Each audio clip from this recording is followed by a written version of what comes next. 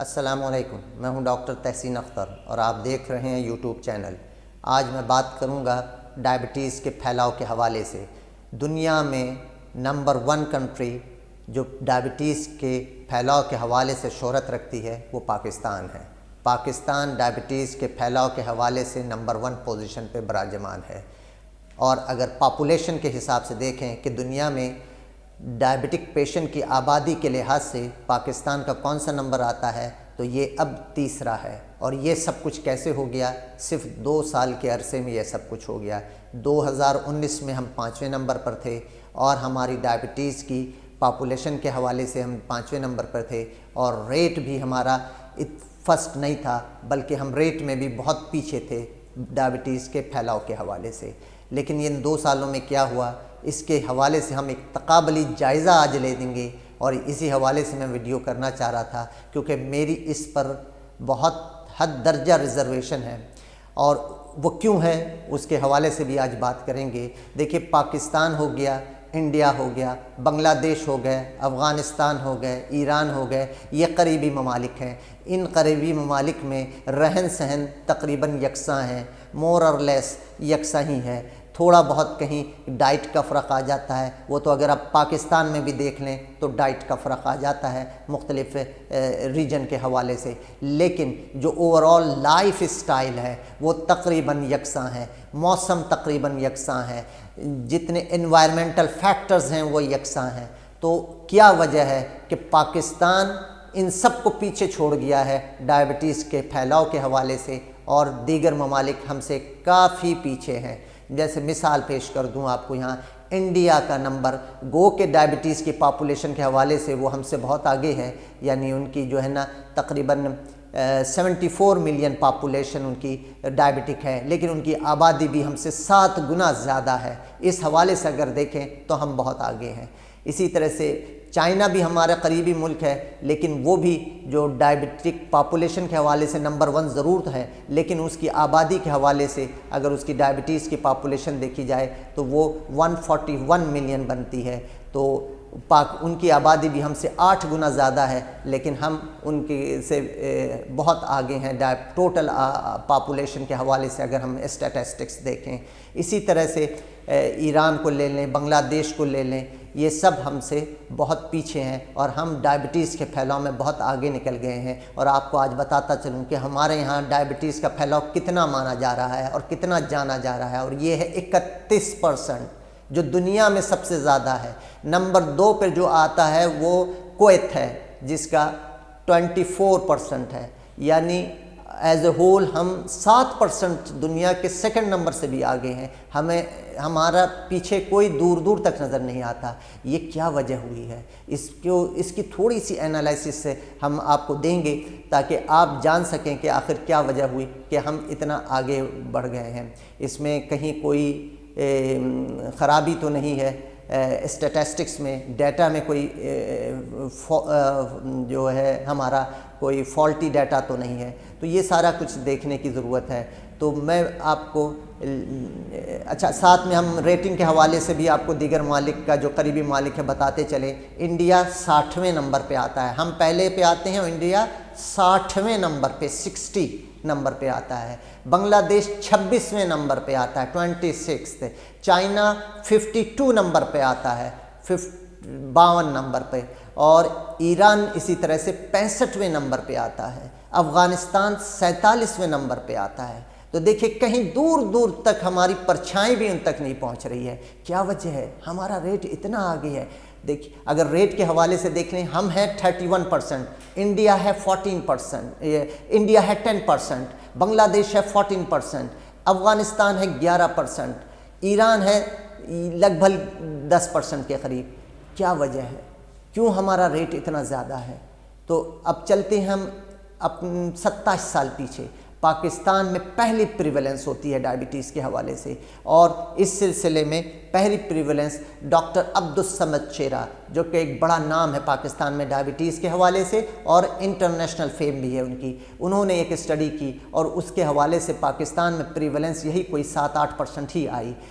उसके बाद से दीगर लोगों ने भी, दीगर डॉक्टर्स हजरात ने भी, दीगर बॉडीज़ ने भी पाकिस्तान में प्रिवेलेंस को रिकॉर्ड किया और ये प्रीवलेंस 2014 तक तो तकरीबन मोर और लेस यही कुछ चलती रही कि 7 से लेकर के 10% तक रही, कहीं एक आध 11% हो गई, लेकिन इसमें ऐसा ही रहा, जिसमें बासित एट ऑल और दीगर लोग शामिल थे जिन्होंने ये स्टडीज़ की। लेकिन ये स्टडीज़ आम तौर पर जो दुनिया में रेट था प्रीवलेंस का, मोर और लेस उनके करीब या उनसे थोड़ा सा आगे रही, इसमें कोई ऐसे अचंभे की बात नहीं रही। लेकिन फिर 2016 का पीरियड आता है जब पाकिस्तान में एक स्टडी होती है ज़फ़र एट ऑल के नाम से, और इस स्टडी में जो कि सैम्पल साइज़ बहुत छोटा होता है और जो डायग्नोस्टिक टूल है वो भी HbA1c लिया जाता है। इसके हिसाब से 32.9% पॉपुलेशन जो प्रीवलेंस रेट दी जाती है। और इसके बाद फिर बासित एट ऑल 2018 में एक स्टडी करते हैं और इस स्टडी में भी जो प्रीवलेंस रेट दिया जाता है 26% प्रीवलेंस रेट दिया जाता है, यानी गोया हर 4 में से एक पॉपुलेशन, ये अडल्ट पॉपुलेशन है जो कि तकरीबन 20 साल से ऊपर की पॉपुलेशन है, उनमें ये स्टडीज़ की गई और उनमें ये दिया गया कि 26% आबादी जो है अडल्ट पॉपुलेशन वो डायबिटिक है। और इनका सैम्पल साइज़ थोड़ा बड़ा था जो कि 10,000 नफूस पे मुश्तमिल था। और इन की वजह से द प्रीवलेंस रेट एकदम से अचानक बढ़ा कि भाई क्या बात है कि प्रीवलेंस 26% और 32% पहुंच गई। तो मज़ीद फिर इस पे एक और स्टडी होती है और 2019 में, लेकिन उस स्टडी में भी फिर ये चीज़ देखा जाता है कि ये प्रीवलेंस इतना ज़्यादा नहीं है, बल्कि उसमें प्रीवलेंस 16% आता है। तो ये स्टडीज़ 2019 तक इस तरह से हमारे पास होती रहीं। फिर 2019 तक जो इंटरनेशनल डायबिटिक फेडरेशन है वो हमें 5वें नंबर पे ही रखता था और हमारा प्रीवलेंस भी गो के 14 से 16% ही गर्दाना और माना जाता था।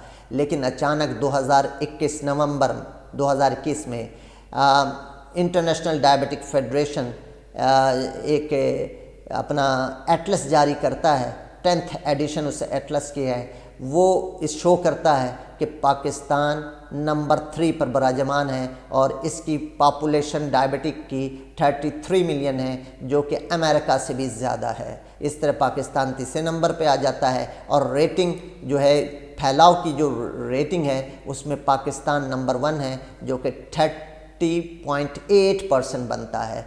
तो ये भी बहुत ज़्यादा था। और जो हमारा सेकंड नंबर पे जो मुल्क आता है वो कुवैत है जिसकी 24% बनती है।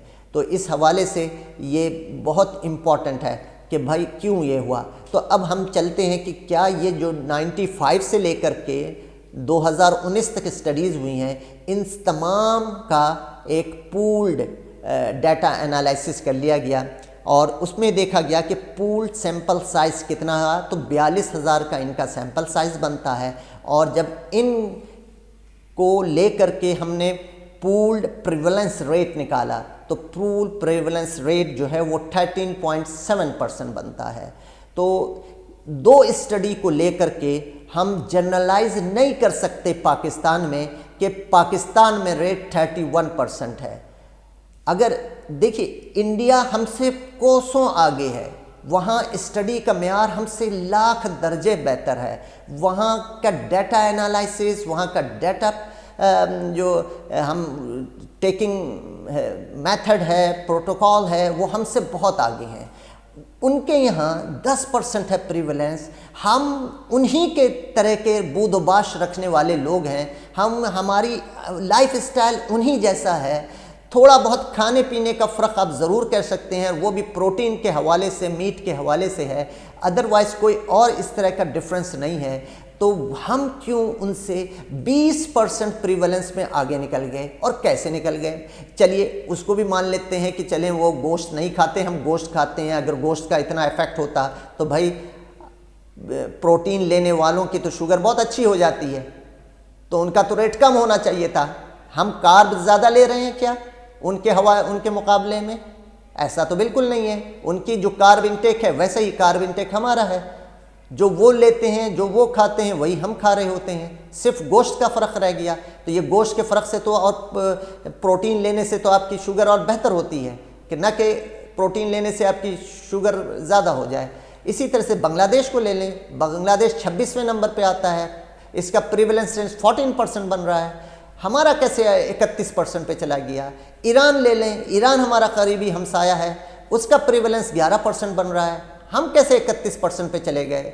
चाइना जो कि आबादी में हमसे कोसों आगे है और पॉपुलेशन डायबिटिक के हवाले से भी वो नंबर 1 है, उसका जो है ना प्रीवलेंस रेट भी 11 के करीब बन रहा है, हम कैसे इतना आगे चले गए। तो ये इस बात देखने की है। पाकिस्तान में जो करता धरता हैं, जो लोग इस चीज़ पर फायज़ हैं, इस मुकाम पर फायज़ हैं कि वो ये चीज़ें देखें, उन डाटा की एनालिसिस देखें, क्या किस तरह से हुआ है, क्या पाकिस्तान नंबर 3rd पर पॉपुलेशन के हवाले से, क्या ये एक दुरुस्त डाटा है। हमने तो मैक्सिमम 10,000 लोगों पर स्टडी की है। पाकिस्तान की आबादी अगर 22-23 करोड़ है तो क्या 10,000 का डाटा पूरे 22 करोड़ पे अप्लाई किया जा सकता है। क्या अर्बन लोगों को ज़्यादा लेकर के हम वो अप्लाई उन देहात में रहने वालों पे भी कर सकते हैं। क्या हमारा जो सैंपल साइज़ था वो इनफ था कि वो उस डाटा पे पूरा उतरता है जिस तरह का डाटा इंटरनेशनल होता है। ये बहुत सारी बातें हैं, देखने की हैं। इंटरनेशनल डायबिटिक फेडरेशन ने एक जारी तो कर दिया, लेकिन इस पे ज़रूरी था कि इस पे एक इंटरनेशनल बॉडीज़ बनाई जाती जो कि इसका पूरा प्रिवलेंस देखती और फिर इसको 31% करार दिया जाता पाकिस्तान में। इस तरह तो हर तीसरा आदमी डायबिटिक पाकिस्तान में हो गया है। क्या यही रेट है? ये तो बहुत आसान है कि हम अगली दफ़ा पाकिस्तान की गवर्नमेंट से ये मुतालबा कर देते हैं कि जब आप सेंसस करें, जब आप मर्दमशुमारी करें तो उसमें एक खाना इस बात का भी रख दें कि आपके घर में कितने लोग डायबिटिक हैं।